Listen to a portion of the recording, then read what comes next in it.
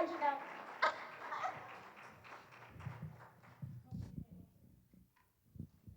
You're smart. That's all I'm going to say. Okay, two little things before I give her the mic. Sorry. If you want Spanish translation during this seminar, please go get headphones on the back table, and Pastor Bobby will be translating for you.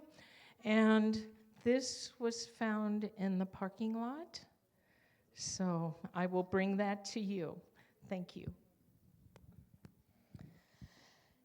I don't know if I'm actually qualified to be here, but but God is good, and I'm excited to be here. Uh, okay. So today I'm going to talk about just like living out our faith in community, because really we were built or we were designed for community. It's cool to think that even in Genesis. In Genesis, when God's creating us, you see a triunal God. So a God who is essentially a community, okay? There are three parts to him. There's a community, the aspect of that. When he says, I'm going to create you, or created them like us in our image, it's in our image. There's a communal aspect to that. So we were designed for community. And then even in Genesis 2:18, it says it's not good for man to be alone. So as he's creating the earth, he creates this beautiful earth, and every time he's like, this is good, this is good, this is good. And then he makes man, and he says, this is not good. This is not good for this man to be alone. And out of that is women, which we are here. And I need water.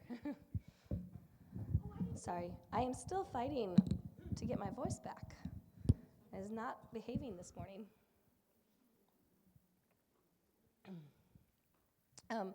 One thing that I don't know what it was like up here, at least during COVID, but down in San Diego, there has been just a huge outcry of the lack of community and the need for community.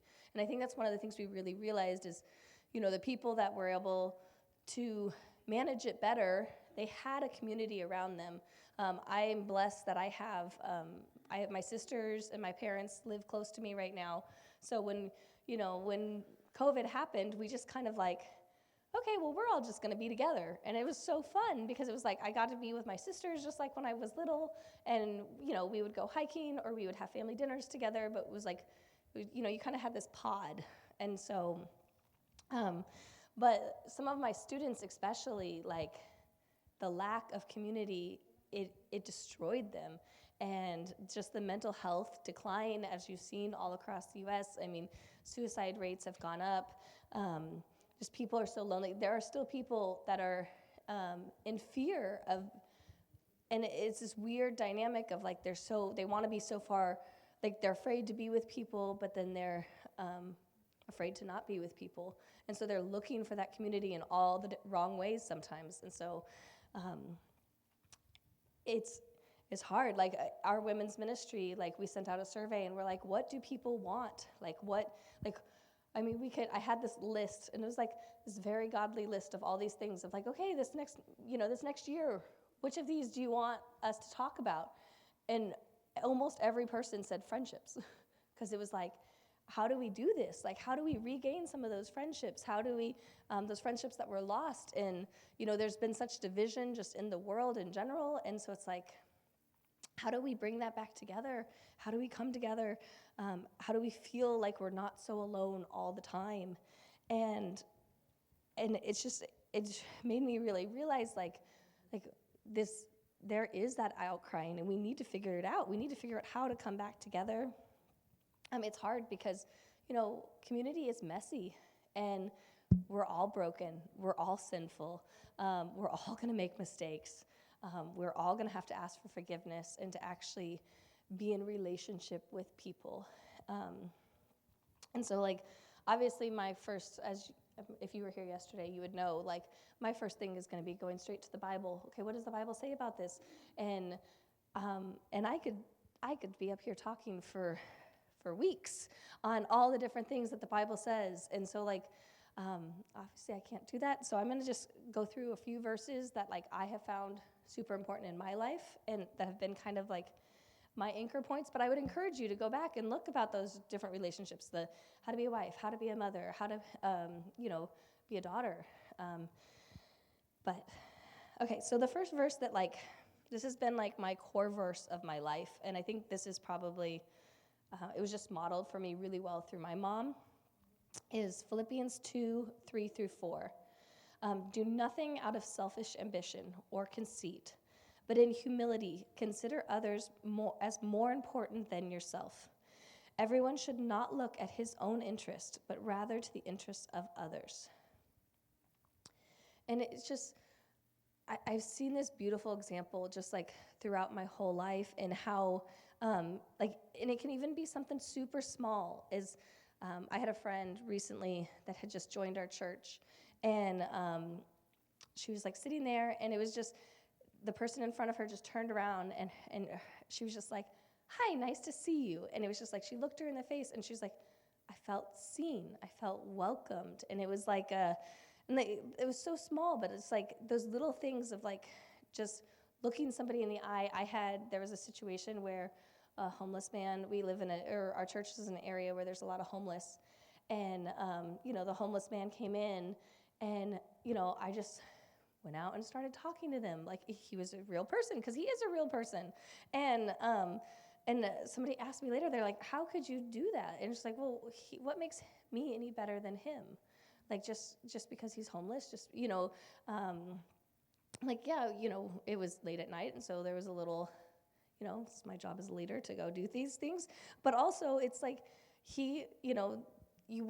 I think we miss out on some of those really great opportunities when we think like, oh, we're either, I don't want to say better than, but like, it's not even that we're better than, it's that we think like we don't understand the value in other people and the value of a nice word, a small gesture. I remember, so when I was hiding in our church and no one knew really who I was, we were struggling, and we had our daughter, we had a lot of court appointments. I was going through school, I was getting my master's at that time. We were remodeling our house, which is like, seems to never ever end. And over the summer, because I was a teacher, so over the summer, some of the ladies at our church, they hosted a Bible study. And I walked in, and I had never felt more loved before. And like, these women didn't know me at all. And they had it's like this church. Like, they had these cute little decorations on all the tables. The food was just so good, and I didn't have to make it. And and these women will probably never know like how grateful I was. I mean, because they thought of me. And I was just like, okay, well, what do I need to bring next time? And what do I need? Like, how do I? And they're like, no, nothing. You just show up. And it was just like, I had always been used to being the one to serve, and to have somebody serve me, it was just astonishing. And that's one of the reasons why, as our team, like, our pastor sometimes is like, "Why do you need all the fancy decorations and everything to look so perfect?" And it's like, because I want women to feel loved. I want them to know that they're valued when they walk in that door.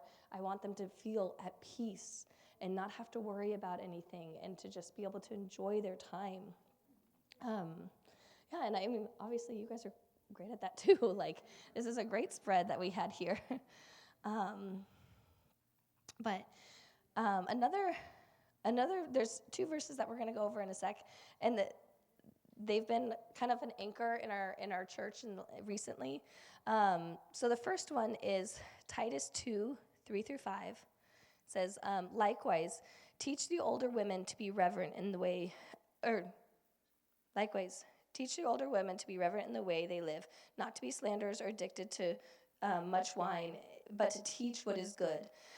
Then they can urge the younger women to love their husbands, children, and to be self-controlled and pure, and to be busy at home, to be kind, and to be subject to their husbands, so that no one will misalign the word of God. So there's that side of it.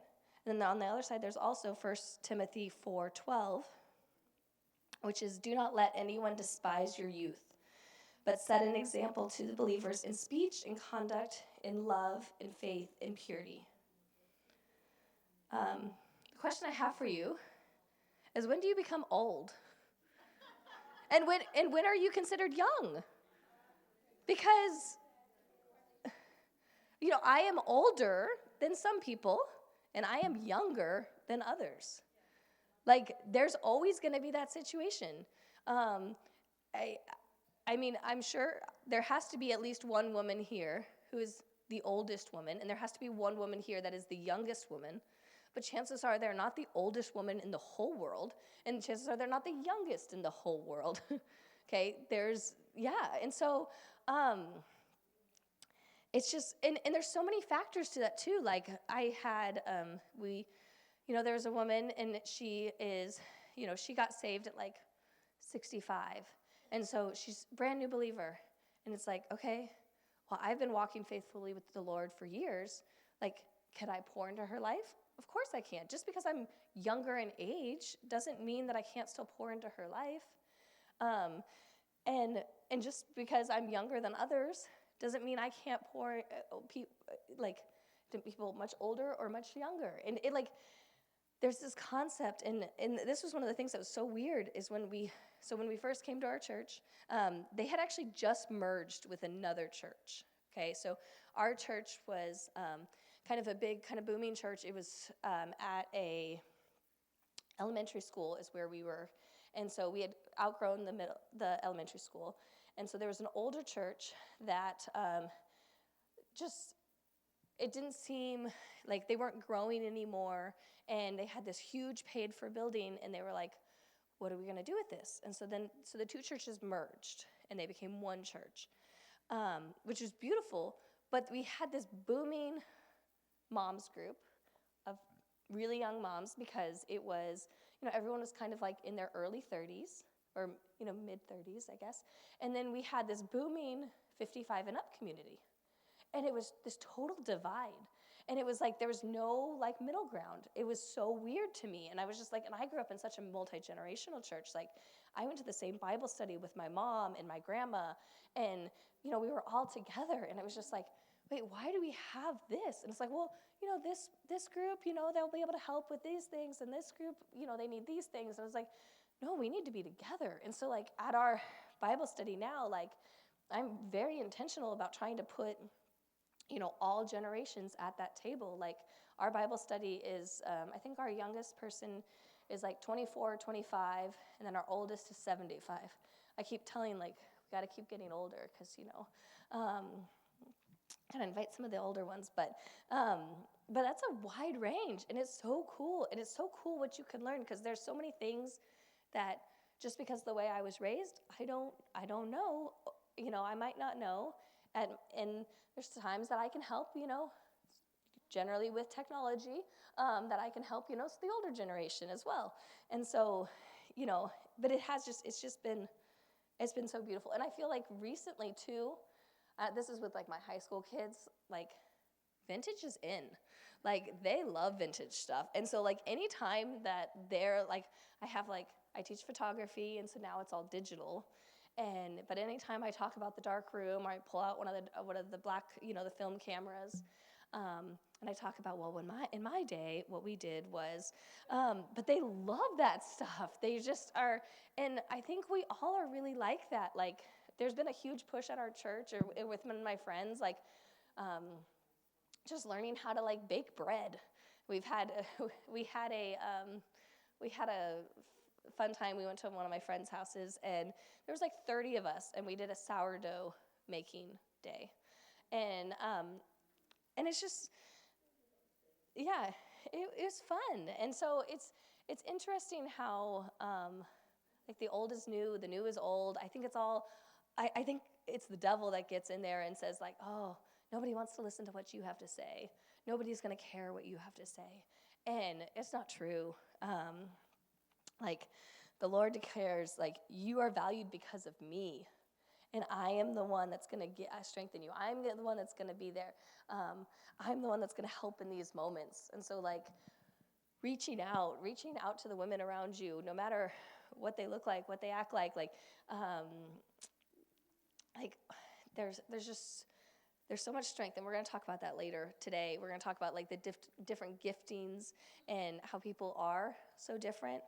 Um, but I do want to talk about just a few relationships that I have had within the church, and maybe it'll encourage you. Maybe it'll spark something in you that make you think of somebody. But one was an acquaintance of mine, actually. And so when I was in the depths of infertility and things were really dark, this was the point before I really realized full surrender to God. There was a girl named Bonnie who came up to me, and she was just like, "Hey," or she messaged me, and she's like, "Hey, I've been seeing your Pinterest," which I didn't even know you could see each other's Pinterest at the time. And she's like, "And it's kind of dark. Like, there's a lot of like you crying out to God, but there's also a lot of like really dark things in there. And like, I think you should come to Bible study with me." And so she invited me to an infertility Bible study. And it was like, we weren't best friends, like, but she was able to meet me in that moment. The same thing actually happened this last week at Bible study on Wednesday. There was a new girl that came to church, and I overheard just like something about children. And so I went up to her afterwards, and I was like, "Hey, do you struggle with infertility?" And she was just kind of like, "Who are you?" and and I was just like, I heard something, and I was like, I don't usually like, I don't try and listen to the other tables. I was like, but something caught my eye or my ear, and I just wanted you to know, like, I've been there, I've done that. Like, if if you're struggling in any way, like, reach out. I've done all the medical procedures. I've gone to all the appointments. I've struggled through all the waves of it. Like, if you want to, she's like, yeah, she's like, it's been so lonely. It's like, she's like, I don't know how to do this. And it was like this total, like, and like later I emailed her that night, and I was like, "I'm sorry if I freaked you out. Like, I wasn't trying to." And she just emailed me back, and she's like, "No, like," she's like, "it honestly was like such a God moment, because I'd been struggling." And like, she doesn't even go to our church. I actually don't really know how she ended up at our Bible study. And she's like, "But like, I felt like I needed to get involved in church, and there we are." And so now we're gonna go out to dinner on Tuesday. So there's also in relationships, you're gonna have times that you're gonna pour into people, and then there's gonna be times that people pour into you. And me, I am a good little pastor's daughter, I'll tell you. I can put on a smile, and I can talk to people, and I can be really nice, and I can care, and like truly do care about the people I meet, the people I interact with. I can listen to them for hours. And Jess, that is here today, is one of the few people that have like looked at me and been like, "So how are you really?" It's like, well, nobody asked me that. Or like, it's like, everyone, you have those moments where it's like, "Oh, I'm busy." And it's like, well, why? What are you doing that's so busy? Like, those people that actually pour back into you. And so there are those moments that you're going to pour out, but you also need to find those women who are going to pour into you. And sometimes it switches. My friend Danielle, who I got my daughter kind of through, she poured into my life a lot, especially when I was getting, when we were getting Sky and going through all the process. She was an anchor point to me. And then now she is struggling with like huge medical issues. And she's just like, so I'll take her, to appointments. I'll take her to go get medication. I'll bring food over and stuff like that. And she's like, "I feel so guilty." And I was like, no. Like, this is my time to pour into you. Like, you did this. Now let me do this. Not that it is like a give and take, because sometimes it's not gonna be the same person. But I will say, over any of my relationships, the ones that have grown the strongest have been in Bible study. During COVID, we had a underground Bible study that we did at some point. So it was like, when it was after we realized, like, okay, like, we kind of understood what was going on. A few of my friends who also had, and actually we weren't even that close, which is what's funny, but we all had kids the same age. So it was 5 girls. We all had, 3 of us had single or only children. And so it's been COVID with a single child, especially my daughter, who's like super social, like, it was hard. And so three of us were that, but we all had kids the same age. And it's like, so one of them was like, she's like, can we do a Bible study together?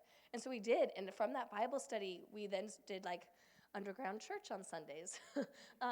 And so we kind of did this like but we grew so much. And we really got to know each other. I mean, when you're going through God's word and you're discovering who you are and who you are in light of, what God tells you, like, it's powerful.